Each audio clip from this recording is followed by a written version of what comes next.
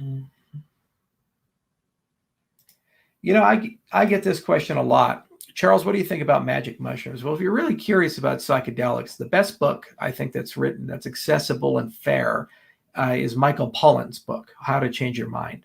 But that said, I would say that you've missed the entire magic of mushrooms if you think that the only thing magical about them is psilocybin or psychedelic mushrooms. It's a kingdom.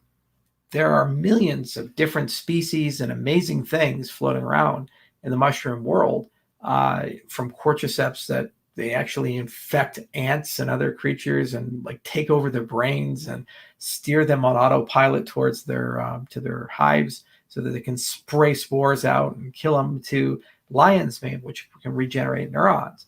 It's such an amazing diversity, and there's so much magic in the fungi kingdoms. So, if you really are serious about it, you should definitely watch documentaries like Fantastic Fungi that really gives a beautiful sampling of that, and actually buy a few books from Paul Stamets and other people who have done a great job kind of cataloging and systematically evangelizing where mushrooms come from. And if your only interest is in psychedelics, well, that's a different field. Mushrooms are just a particular type. There's poison toad venom that it produces that. There's DMT, there's LSD, there's synthetic substances and natural substances alike that cause magical trips.